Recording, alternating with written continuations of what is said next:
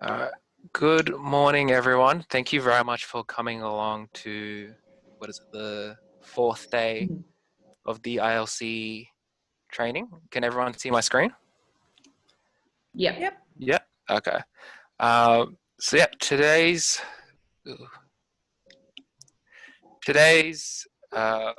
presentation will be on about self-advocacy, where we'll be having a look on what exactly that is, what that entails, and how to really become a self-advocate.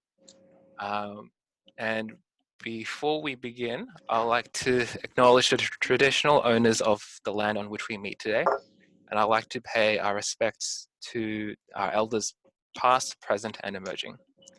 So a little bit about me. Like I said, my name is Leon. I'm an advocate with the advocacy team at ADEC, and I've been with ADEC for around a little bit more than a year now. So I do have some experience of what an advocate is. Obviously, I could always know more, but hopefully I can share my experiences today with everyone and you can understand a bit more about what it means to be a self-advocate. So with this presentation, we'll be having a look at 4 different components of what exactly self-advocacy is.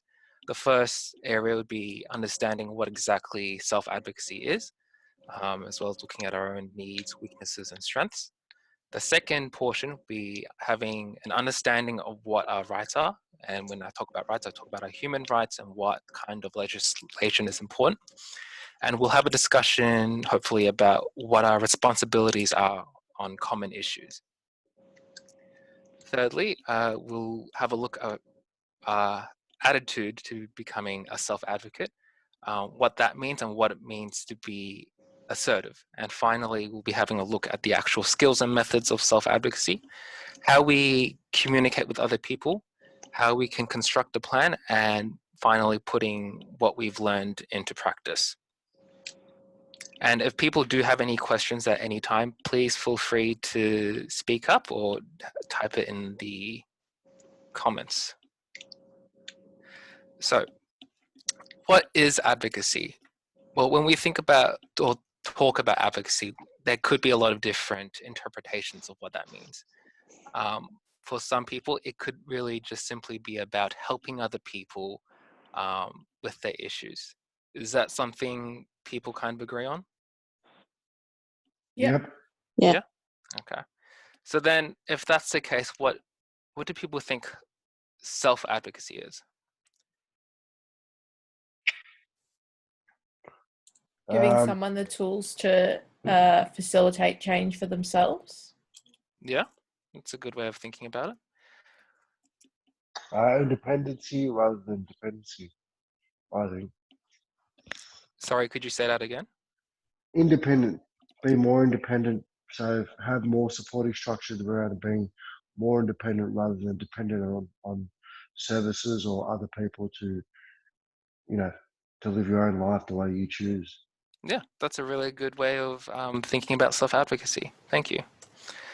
So, if there's nothing that you can't remember from this entire presentation, please remember this definition. Self-advocacy is the ability to effectively communicate, convey, negotiate, or assert own interests, desires, needs, and rights in order to make informed decisions, change a state of affairs, and take responsibilities. If you have a look at the highlighted words, ability, assert, own, change, that's basically the core idea of self-advocacy. Now, when thinking about self-advocacy, you also have to think about your own life and different areas and what exactly is important to you right now. So if we have a look at the circles, there are a lot of different areas in everyone's lives. You have to think about your own relationships, your recreation, leisure, and sports, holidays and travel, although that might be a bit hard right now, cultural and spiritual, your finances, for example, what's your money situation right now, what's your budget, communication with other people, what's your career right now, and do you have any goals for that, what's your home and living arrangements, a very, very important one right now, which is the health and well-being, which includes medication, nutrition, and finally, education and learning.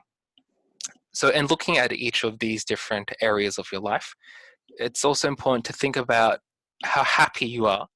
Are there any areas that you're very happy with? And are there any areas that you think could do with some improvement?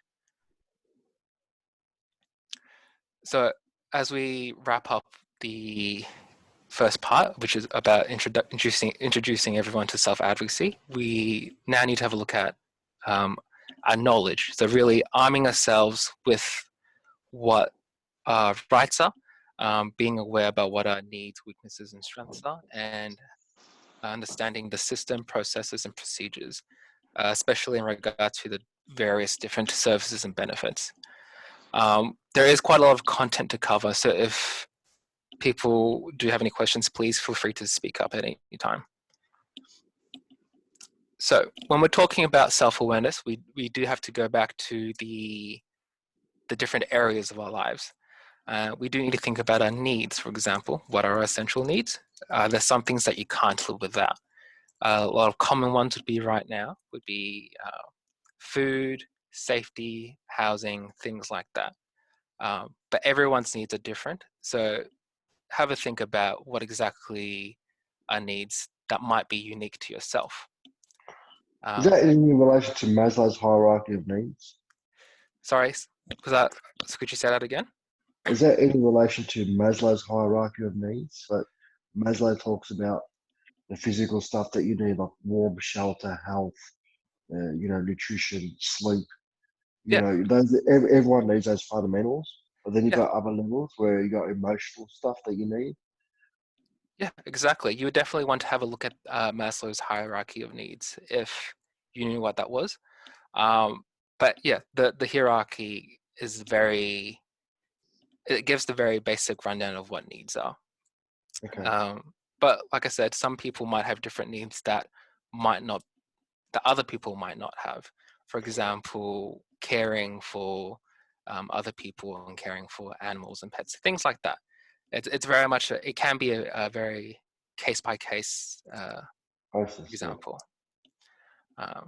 So the second part would be looking at your weaknesses. What are things you aren't good at doing? Are there things that you might need help with? So this could be things, for example, speaking to other people that you're not really familiar with.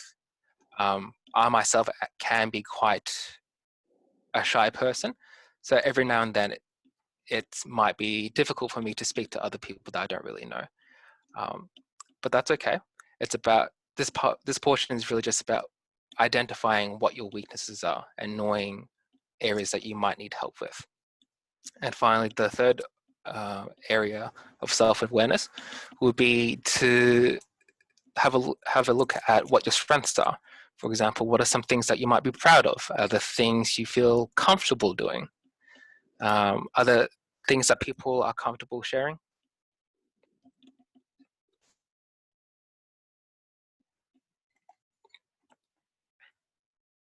Well, I don't know. I'm trying to give other people a turn, but no one wants to intervene. Thanks, Yusuf. I was just going to say that I like to talk, and I'm not scared to say if I believe something is wrong, or to say that, I want to do something this way. I will, stand my ground and say, no, this is what I want. This is the way I want it to be done. Oh, that's a really, really good attitude to have. And is that Athena? Yes, it is. Okay, thank you very much, Athena. So that's a very, very good quality to have. And it's a very important strength, especially when it comes to being a self-advocate.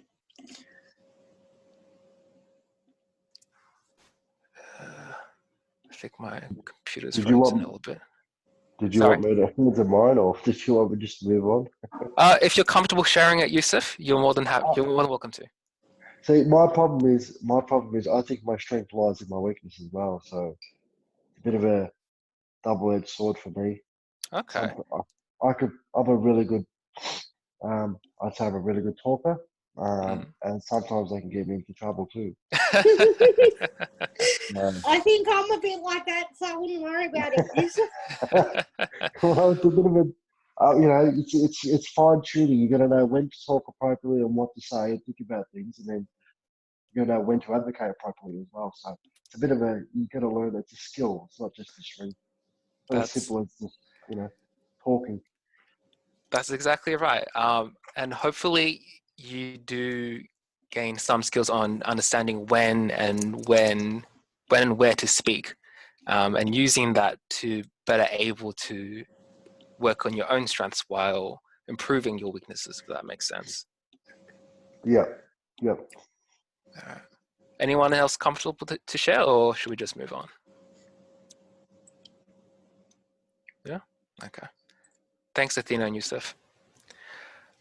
So when we're looking at our human rights, there are 6 pretty important different legislation that we need to have a look at.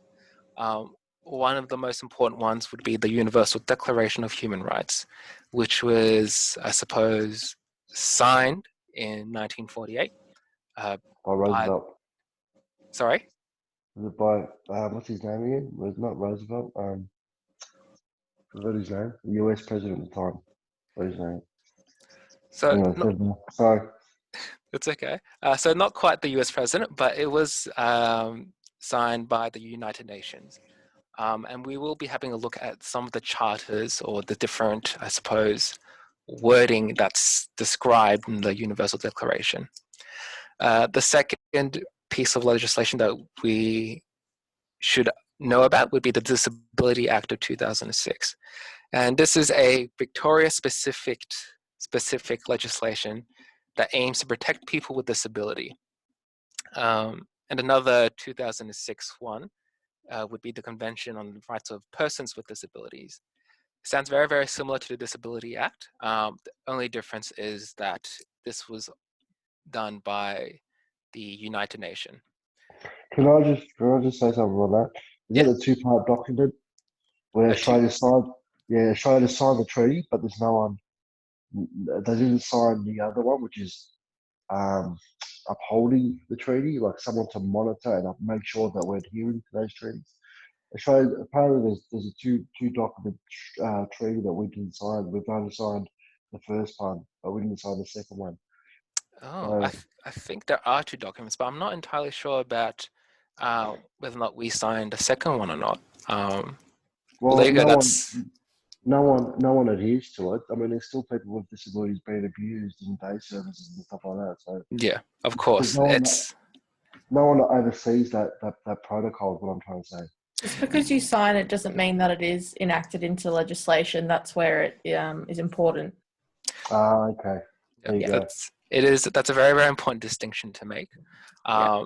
So, like Laura said, things signed by other countries might not necessarily be enacted upon, whereas things like the Disability Act of 2006, that's a legal document that people do need to adhere to. Whether or not that people actually do that, though, that's a different story altogether.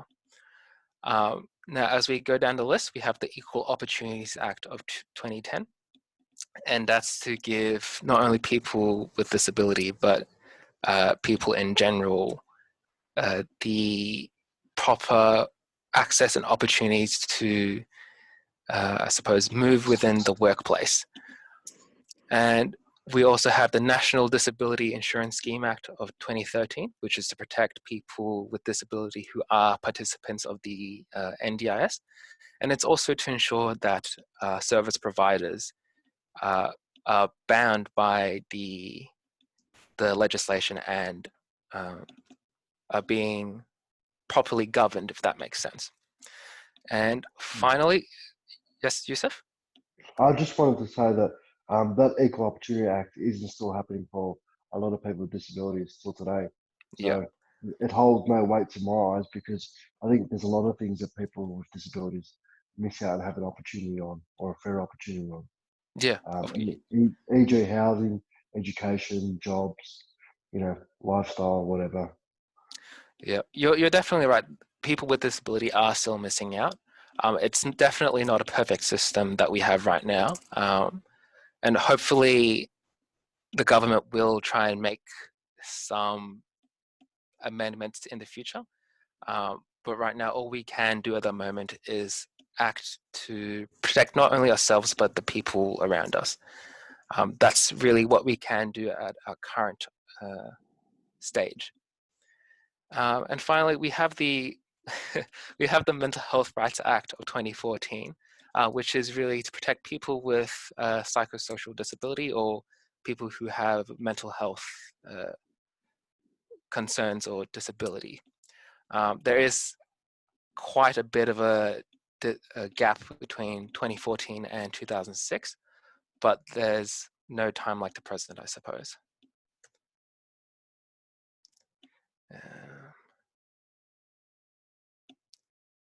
Okay, so I'm very, very sorry about this huge wall of text right now, but these are the charters that are, oh, we skipped one, my bad. Let me just go back. Okay, sorry about that. So what we have here are some of the charters in the United Nations Convention Rights. I'll briefly go through all of them. So we have life, liberty, and security of person, freedom from torture, freedom from exploitation, violence, and abuse, equality and non-discrimination, respecting your physical and mental integrity, independence and autonomy, freedom of movement and nationality, life in the community, freedom of expression, access to information, privacy, accessibility, access to justice, relationship, marriage, family, education, health, equal opportunity in work, political participation, taking part in sports, leisure, and cultural activities, and protection of women and children with disabilities. Now, obviously, some of the things are still happening around the world, but that's why we have legislation to try and ensure that if it does happen, the people responsible of infringing on these legislation and the charters do get some kind of consequences, if that makes sense. Now, if you were to also have a look at some of the other legislation, which I don't have listed here, but for example, the Disability Act of 2006 have very, very similar wording to what's listed here, but more specifically in relation to people with disability and ensuring that their rights are met. Can I ask a question? How many Yeah. countries around the world follow the United Nations Equal Rights Opportunity Act? So the Equal Opportunity Act itself, that's, I think, Victoria specific, if not Australia specific. In terms of the United Nations Charter, I'm not sure how many know it, are following it off the top of my head. The only reason why I ask is because we work with people from a cold background, and Yeah. a lot of them aren't familiar with human rights. Mm. So it's kind of tricky, and then you have to try and explain to them what it is, and then all of a sudden they get this lawyer image in your head. Yeah. Sorry, I think with the UN, to be part of it, you need to sign the initial charter, but there's a difference between signing it and ratifying those documents. So the countries can actually sign it, but unless they ratify it, and which basically means putting those types of legislation into their own national legislation and regulation, that also they don't necessarily have to do that, as the UN doesn't really have like an authority or a police force that can follow up on these things. It's a voluntary type of thing. It's not enforceable. Yeah, so I'll just say that as like stooging everybody. Yeah, we're all for it, but we don't do anything. That's just pointless. It's like me saying, "Oh, I'll advocate for you," but then I just sit at home and do nothing for you. You're going to say, "Well, hang on a minute, you said you would, so uphold to it." And same as signing. If you sign something, that's in court. If you have a piece of paper that is deemed as evidence, so if you sign it, I think the world should look at it and say, right, anyone who signs it has to adhere to it. I personally think that, but go on, sorry. Yeah, it's just a bit difficult on the international scale because we don't have an international type of authority that can follow up on these things. So that's that's really the major reason as to why a lot of countries can get away with But those types of things.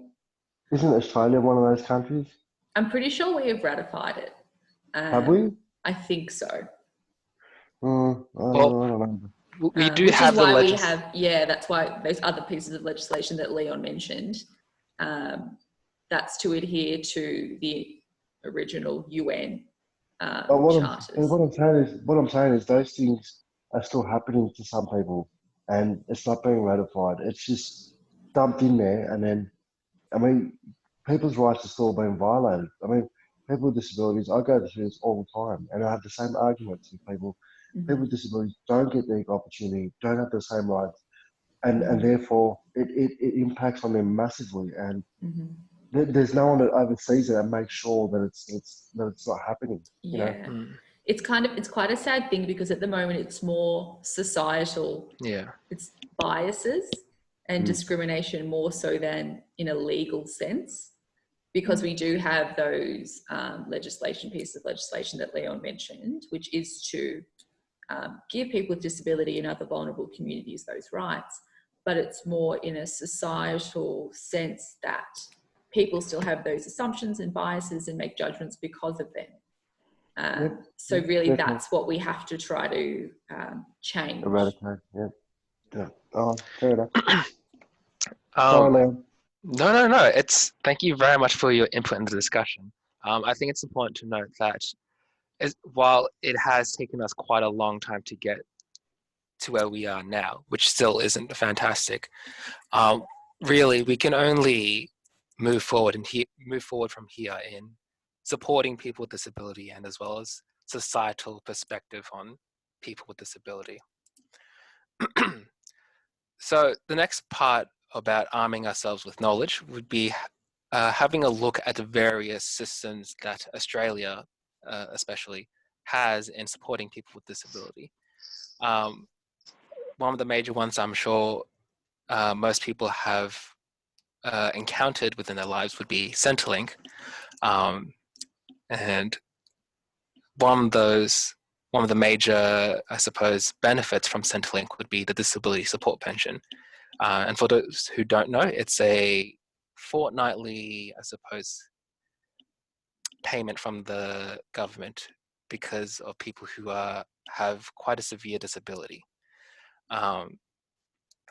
There's also public housing, which some people might have encountered in the past, and that's for people who don't have the means or access to housing through the current housing market. For example, they're unable to rent or own their own home for whatever various reasons. So public housing works as an option to provide affordable housing for these people. But it is still very much a complicated process. And we also have the National Disability Insurance Scheme, which aims to provide people with disability the independence and to give control over their lives by giving them an annual amount of money to access services they need to improve themselves and regain control over their lives. Now, with each of these processes and systems, we as people who do use these systems, we do have to report and ensure that we uphold our end of the bargain, I suppose. That might be through reporting our income or reporting to the government about what exactly our current situation is. Obviously, it's not a perfect system right now, and there's a lot of errors in the system that have led to a lot of confusion and a lot of mistrust in Centrelink and the government. But it is something that we, I suppose, need to work through. And hopefully as you finish with this presentation, you gain the skills to properly be able to speak with these systems and be able to advocate for yourself.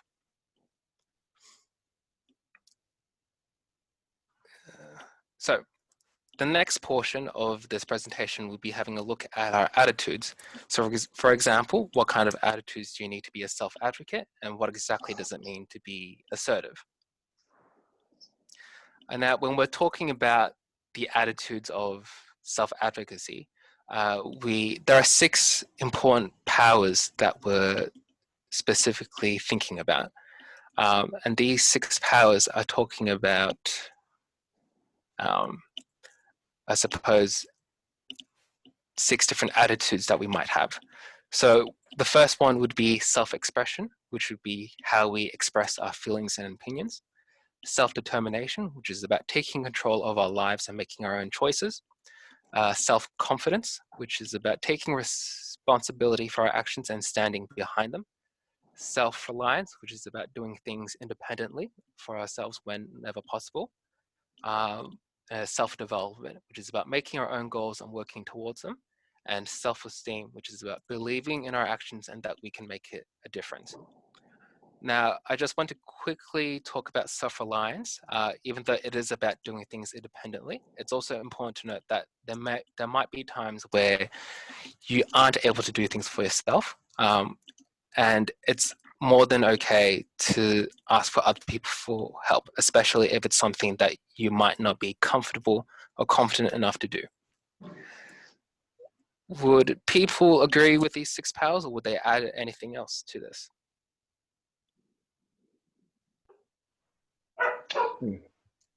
No? All good? Again, guys, I'm waiting for you guys to jump in. Well, Out of curiosity, Leon, or sorry, Yusuf, do you think there's one in particular power that is maybe a stepping stone or more important than the others, or are they all sort of equal importance? Putting me on the spot. I suppose each of these powers, I think, really play off each other. So I suppose you kind of need to believe that you can make some kind of difference. I think that's really the first step, which would be self-esteem.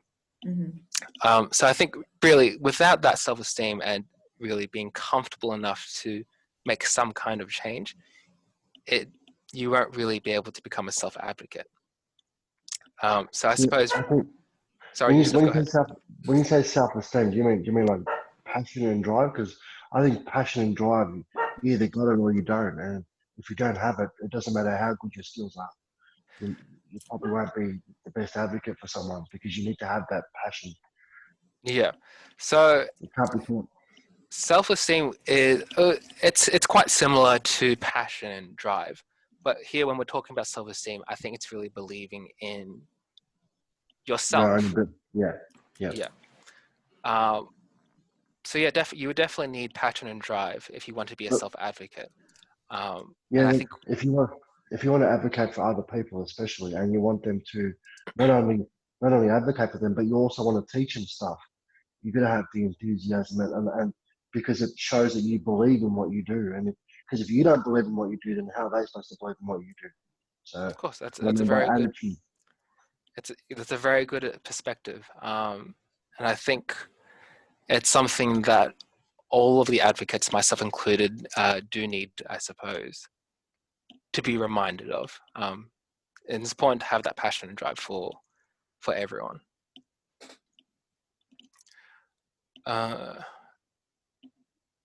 So when we're talking about assertiveness, what are, I suppose, people's understanding of what that means? I would say sort of recognizing when maybe things need to change or there needs that extra bit of help to then assert yourself that to access other services or. Yeah, okay. All right, so thank you, Laura. So assertiveness would be about having an honest, direct, and appropriate expression of one's feelings, thoughts, needs, wants, and beliefs. Do people agree with that? Yeah, that's better. No, you still had a very good, still very good. I'd definition still of add in. assertiveness. I'd still add in fair, Fair. assertive. Yeah, assertive but fair. You Okay. have to be reasonable in your approaches too. You can't just go off the handle and carry on like a pork chop. So when you're talking about fair, do you think it would just be one person who needs to be fair, or would you say it's, I suppose, both sides? Well, I think each individual needs to be consider that. That's all. I think everyone is accountable for themselves. So if Yeah. you're going to be assertive about stuff, you need to be fair and diligent and think about, is this the best way of going about things? I mean, I might Yeah. not like something about the system, but I can't go around killing people, can I? Because I don't like No. something. That's Couldn't get a it in. it's a good point. Thank you, Yusuf. That kind of does lead on to our next part of the presentation, which is about the assertiveness scale. So it really does play into that notion of being fair and reasonable, where being assertive can be a very difficult fine line to achieve. If you're not assertive enough, you can come off as being very passive, where you end up just really disrespecting yourself. But if you're too assertive, then you come off as being very aggressive and you're disrespecting others. And I think it also comes into play about what exactly you're trying to achieve out of being a self-advocate, and what exactly are you, for example, are you possibly too passionate about a particular issue? Are you too invested in what's happening right now? So as being assertive and achieving that fine line, it's really about protecting your thoughts, ideas, and territories while respecting others' rights, feelings, and thoughts. And in terms of being assertive, I'm very sorry for another huge wall of text. There are different, I suppose, ways you can be assertive or passive and aggressive. For example, you have to have a look at what your intention is, how you express yourself, how you communicate to other people, what exactly your motivations are for speaking and communicating with this person, what your outcomes are, and how are you being considerate of other people. Now, you can very easily be assertive in one aspect. For example, you might be assertive with the intention of standing for other people. However, if you come off as being very arrogant or you'll end up bullying other people, then you become very aggressive in the way you communicate to other people. So there's a lot of different things you need to juggle, and it's something that I and the other advocates do have trouble with sometimes. Personally speaking, Can I just add that the way? Yeah. Sometimes it's not about. So aggression might be. You might be considered aggression when you're trying to be assertive and you're trying to advocate on something, but uh, due to systemic issues or bureaucracy, Yeah. you're not going to get anywhere, and that can be quite frustrating. So I think frustration can play a part in how you come across too. It doesn't mean you're necessarily aggressive. It's just you're not getting anywhere, and you know that there needs to be change, but no one's supporting you. I don't know. It's a really, really. People say sometimes I can be a little bit aggressive, but I'm not trying to be aggressive to anyone. I'm just because of my passion and because of what I believe in. Yeah. People might assume that. I don't know. Yeah. No, thank you for that, Yusuf. It's definitely true that for a lot of people with disability and their families, there are a lot of they do encounter a lot of barriers before they really decide to become a self-advocate. And when they do speak with other people, they can come off as very frustrated and very aggressive. And I think while it is a very normal reaction, I think it's also important to consider that some of the people that you speak with might not have the same experiences that people with disability might have gone through. And I'm not exactly trying to justify and validate what they're going through in, I suppose, ignoring that bureaucracy and discrimination. But it's important to consider the other sides and the other person's perspective. Yeah, yeah. No, I totally agree with you, mate. It's just a real fine line. That's all. Because Yeah, I think people can say, oh, you're over passionate, or you know you haven't been here long enough. You know this is the way the world we live in. Just because I don't agree with it and I show my passion doesn't mean I'm aggressive or I'm trying to hurt anyone. Yeah. I think that term aggressive it's a very loose term. Yeah, it can be. It very, very much depends on how other people perceive aggression, and what that might look like to an outsider. But again, like you said, it's a very, very fine line. And from my own personal experience, I do usually come off as a bit more passive than assertive. And it's something that everyone sort of does need to work on, not just themselves, but... So you're the other way, Leon. Yes, I would say I'm usually the other way, but it's, like I said, it's a fine line. Yeah. So it's very, very difficult to get that very perfect balance. In the end, are we wanting to provide people to be able to self-advocate for themselves, like giving them the resources to do that, or? So this presentation, I suppose it can also be used to advocate for other people. So if there are people that you are comfortable enough to advocate for, this can help you in, I suppose, doing that. But if you are a person with disability who does want to stand up for themselves and be able to speak up independently of other people, this is also, you can also use this training for that as well, if that makes sense. Yeah, it does. Thank you. Okay. Thanks, Laura. Thanks, Yusuf. I think also, Leon, it's just a great skill to have, is to have the ability to advocate for yourself, sort of regardless if you have a disability or don't have a disability, because like, as we were just talking about before, we all sort of fall on this spectrum of passive, assertive, aggressive somewhere. So some of us might find it a bit more difficult to actually speak up for ourselves and protect our rights. I think what I'm finding having worked as an advocate before and in my own experiences, if people keep getting knocked back, then when they go to fight, they become more aggressive and angry, so that they don't often get their point across, because all the other person sees is that person getting angry. So you can't, get your point across when you're angry.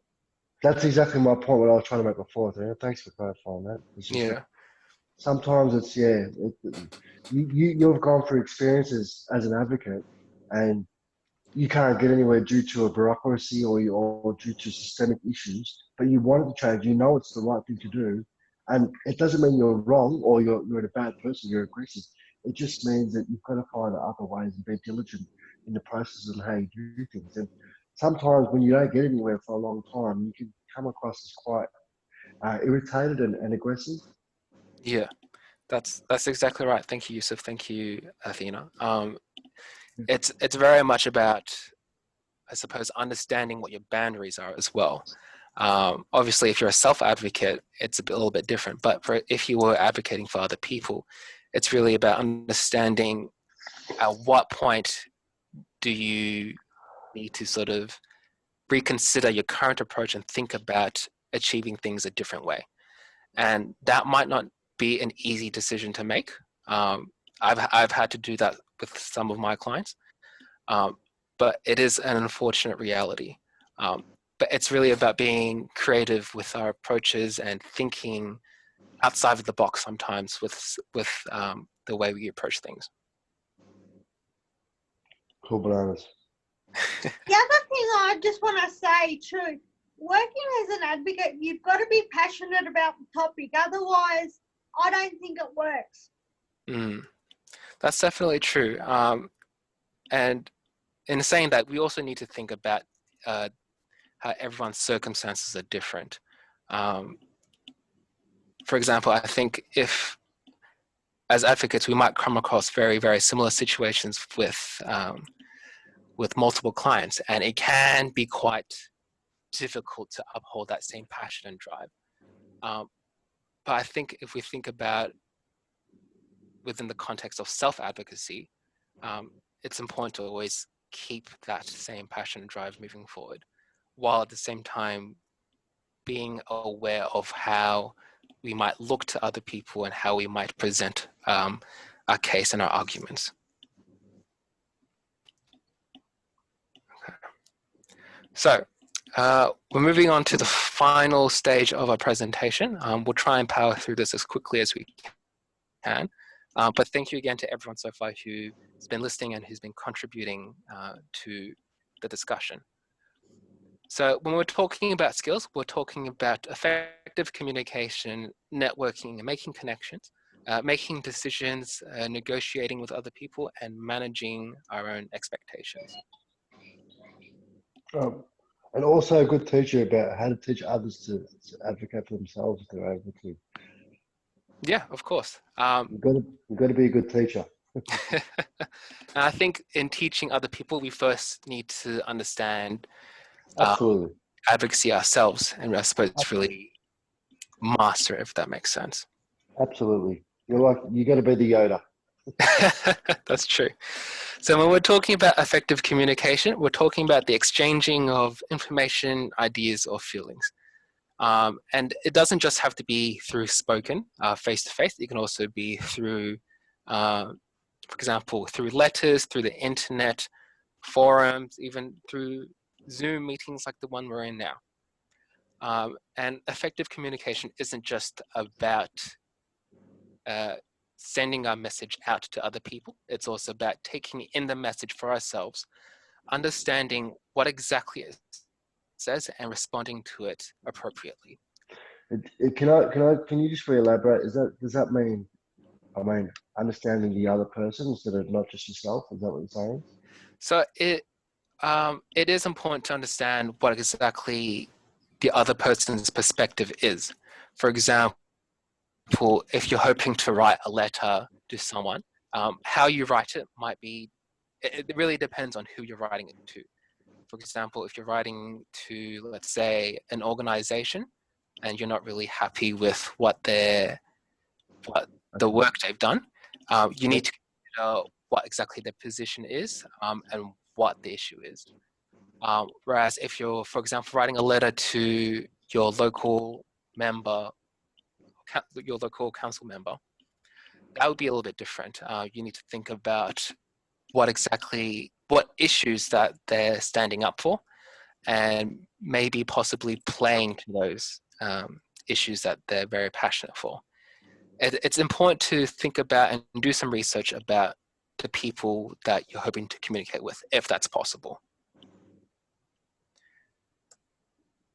And I think, no. So some of the influences that might affect the way we speak, especially when it comes to face-to-face, would be the way we present ourselves, especially with body language and non-verbal communication. For example, if you're speaking to someone face-to-face, if you're kind of slouching, not really making eye contact, that sends a very, very different message compared to if you had good posture, looking people in the eye when you're speaking. Gives a lot more confidence compared to not really engaging, if that makes sense. What kind of language we use is very important. The way you speak to a friend would be very different to the way you speak to a judge at the local court. Existing knowledge, for example, what exactly do you know? The human charters, legislation, that all comes back into play here, as well as what we know about the other person or organization or business we're trying to speak with. And that kind of comes back into being able to research and knowing who we're speaking to. We also have to think about any assumptions that we might have. For example, if we're speaking to an organization that might have done something wrong in the past, it might be important to think about who exactly we're speaking to, and if the way we think about them might negatively affect the way we're speaking to them. E.g. NDIS. That's a very good point. Thank you, Yusuf. We also need to think about the context. For example, it's very different if you're talking to a friend compared to talking to a police officer. Memory, that does come into play if you're talking about past experiences, especially if you're a self-advocate. So it sometimes might be important to maybe make a record of things that have happened in the past, That way you have a written record and it's something you can refer back to, because sometimes our memory might not be perfect, and we might make false memories, if that makes sense, where we think something has happened, but it's kind of not always the case. And then we also have attitudes. For example, the attitudes are to being a self-advocate and being assertive. Stress, it can be stressful when we're speaking to someone we might not know, as well as someone of a much higher level of authority. Clarity would be about how we present our argument. Obviously, it's very important when it's done face-to-face or over the phone, but it's also important to think about the clarity of our message when we're doing something like a letter, and being very clear and concise. Culture is a very, very important one, especially if you're coming from a cold background. It's important to consider what exactly your culture is, but also what the other person's culture is. And you could also need to consider the work culture, I suppose, if you're hoping to speak to an organization or business. And we also have to think about our listening skills, taking in the other person's message, as well as our writing skills if we were to write an email or a letter. And I'm sure there's a million other different influences, but that'll be a whole separate presentation.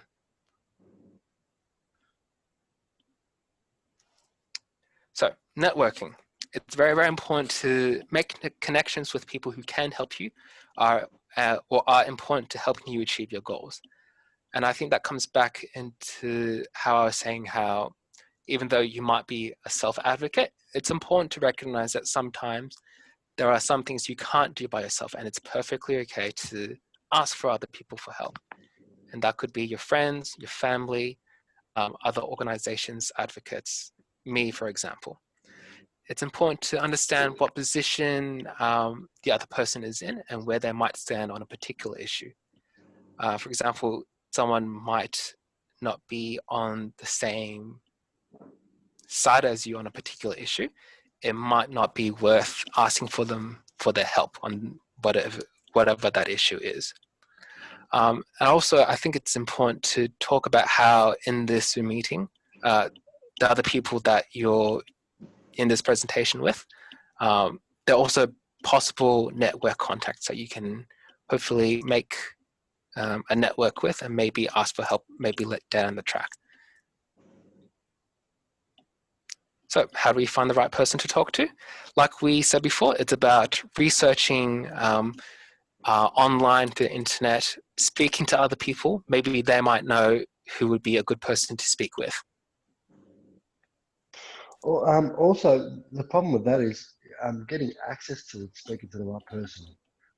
Yes. Is a challenge I find. Sometimes the people that you're privy to and can get access to easily aren't the people that can solve what the issue is for you, but the people that you can't get a hold of can, or more likely have a better attempt at it than what you currently face. So sometimes it's tricky too. So networking is hard to do if you don't meet the right person. I mean, I know regarding NDIS, for example, knowing the previous commissioner, the previous two, there was two of them, one female, one male. Forgot their names now, but if I didn't know them, I probably wouldn't have certain things, and because I put an argument for them. If I'd have just went to my lack, probably would have got rejected. Is what I'm trying to get at. It's a very good point. Thank you, Yusuf. It's very difficult to really make these networks, especially at the very beginning, and it really depends on whether or not the other person is willing to even listen to you. So it's like you said, it's a very, very uphill battle, and there's no real easy way of making network contacts. It's something you really need to put yourself out there to do. And hopefully, if you're lucky, you might be able to make connections, for example, the commission of the NDIS. So making decisions, as both an advocate and a self-advocate, you sometimes need to make decisions about what exactly the issue is. For example, is it a personal health, education, sport problem? You need to make a decision about who can fix it. Is it yourself, a family, caseworker, the government? You need to decide how you can make that change. For example, would you call someone, write to someone, meet with someone, although you probably shouldn't do that right now, or maybe even organize something. And then you also need to decide for yourself, is this the change you wanted? It's important. Hopefully, if it's not, you don't quit, and maybe you try and figure out some other way you can try and achieve your goal. But as self-advocates, you can go a lot further than regular advocates, because some advocates are kind of bound by the roles we are in. For example, I can't achieve as much as a self-advocate would if I do face like a bureaucratic issue. And it's also important to think about that for example, if you are an advocate for someone else, it's important that the other person who is experiencing the issue is the one making the decisions, because ultimately it's their issue to be working out. You're simply there to support them as much as you can.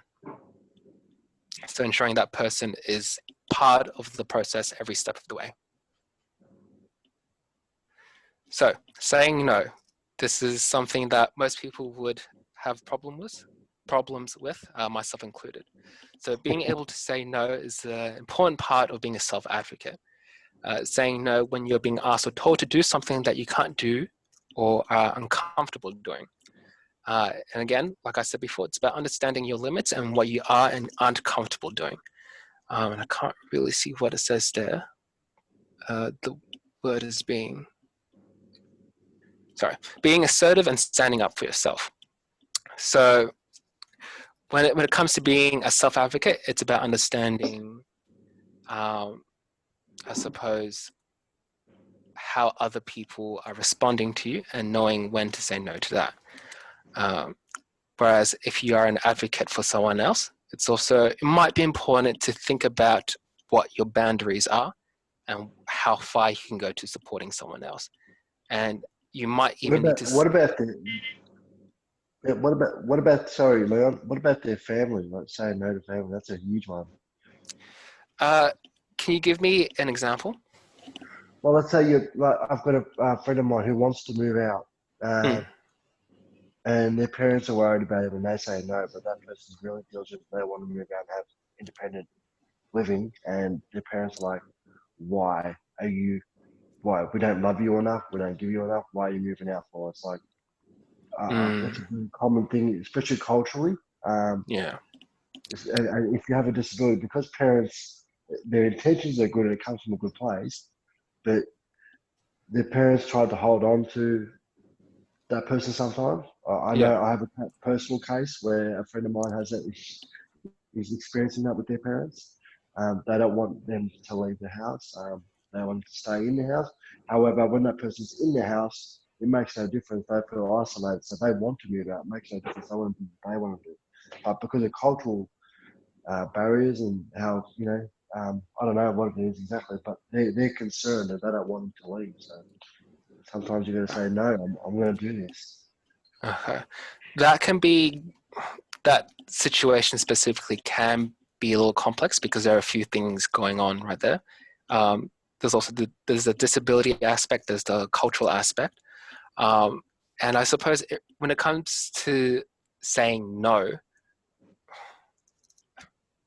you're talking about family here, though. You don't want to offend them either, yeah? Exactly. I think for this specific issue, it's important, I suppose, to really just provide the information, or I suppose all the pros and cons. And maybe it's about really giving them the knowledge and making them ensure that they're making it as much of an informed choice as possible. Because this kind of comes back to boundaries, Is this really something that other people should get involved in? It really depends. Maybe we need to figure out or learn a bit more about the situation. But again, saying no, it's all about being comfortable with what you are and aren't comfortable to do, and saying no to things you aren't comfortable doing. Yeah, I'm just highlighting that family play a big role in terms of you saying no. Sometimes people are reluctant to say no because they're family members and they don't Yeah, want to let them that's down. right. But it's not the right thing to do for themselves. No. And so they struggle to say no to their parents or to someone they're close with. But I think that, yeah, like you said, it's a fine line, and you have to really look into things, and you don't want to tread, you want to tread lightly. So in certain Exactly. places. And you do need to think about the consequences of what it means to say no, and really, I suppose, grasp what might happen afterwards. And that can be very, very difficult to do. So it's something that some people do need to, I suppose, think about when it comes to saying no, and to do something that isn't really an easy thing to do. All right. Now we're almost out of time, so I'll try and wrap up the next few slides. We're almost done, but my thing's frozen now. What's that? Yeah.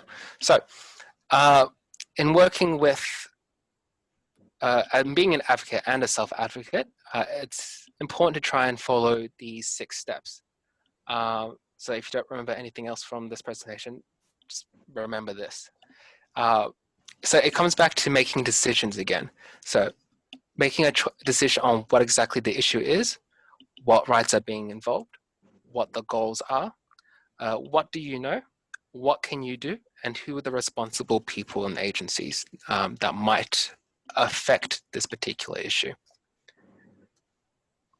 Now, we also do have a role play, but I'm not sure if we have enough time to go through this. Is there enough time, Alyssa? Does it We could matter maybe if we go over? Sorry, we could just go over one of the examples quickly. If there's one that's maybe a shorter one than the others, we could probably do that. Okay, all right. So we might just, sorry, Athena? I'm muting was. I don't mind if we go slightly over time. Yeah, I don't mind either. Okay, all right. I'll pick a small one anyway. So, well, if we have a look at the first one, a friend borrows a book from you. When they return it, there are pages missing. Let's try and go back and use the plan that we had a look at just then. If this will work. You mean those 6 steps, Leon? Yeah, the 6 steps. Yeah. Hey, Leon, is there a possibility that we could get a copy of these slides? So all of these will be in, I'll put all of these slides in the Dropbox, and then you can have a look through that as well. Awesome, thank you. Yeah, I'll be making the Dropbox available to everybody by the end of today, and there'll be everything on there with the recordings and the PowerPoints and additional resources. Are we allowed to share that with other people or not? You'll have to ask me first, because I'm the one that has access to send links to people. Okay, yep. And do we get a certificate for this online training? I'll just be quick because Leon still has to go over this last point. So you just have to fill out a quick post-training survey. Once you send that back to me, then I'll forward you the certificate of completion. Okay, thanks. No worries. Is the survey going online today, Alyssa? So I'll email that around to people. Okay. It is not working. All right, there we go. So what is the issue? I suppose the issue would be that your book, which is one of your properties, has pages missing now. What rights are involved? Well, one of your belongings has, I suppose, been damaged. Property damage, wouldn't it? Yeah, it could be. What is the goal? Now, this is, I suppose, the very, very important part, and to consider what exactly your options are. For some people, the goal might be to get a new book. For some others, it might be to get an apology. Depending on what the goal is, will affect what exactly our method is moving forward. If you're not looking for a new book, mate, I don't think it's any point of pursuing that book, then I think you should just let it go. Yeah, well, that's true. You might just let it go. But for some people, for example, it might be someone's favorite book that they've held on to for a very, very long time. It could be a very, very important issue.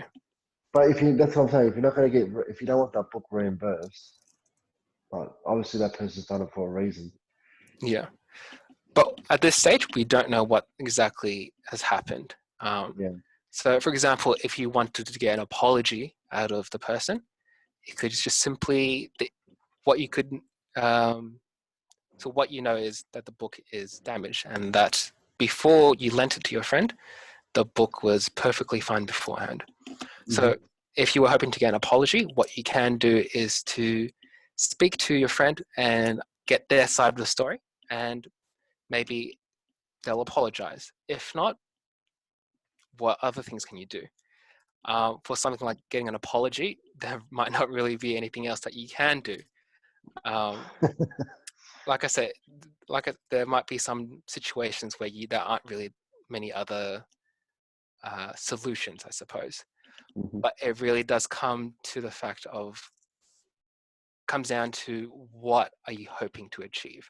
And I think that's one of the most important steps when it comes to making your plan. Because like I said, the goal will greatly determine what it is that you want to do and how you'll be achieving it. Okay. And that comes to the end of our presentation. So thank you very much to everyone who got involved. I've left my email there and ADEX number if you do want to speak to me privately about a particular situation. But yeah, thank you again to everyone who got involved and was talking. I had a great time. I hope everyone learned or got something out of this. And then, yeah, we'll be posting the slides up and everyone can come back and have a look at some of the other role plays and scenarios as well. Great. Thank you so much, Leon. Yeah, that was really good. It's great. Just to repeat, all of the slides and the recordings will be up on Dropbox, which I'll make available to everybody today. And I'll be sending around that post-survey or post-training survey. So keep an eye out on your email. Once you've done that, send it back, and then I'll send the certificate of completion to you all. Great, thank you. Okay, thank you. Thank you, Leon. Thanks for being involved, everyone. Thank you, everyone. Thank you. Bye.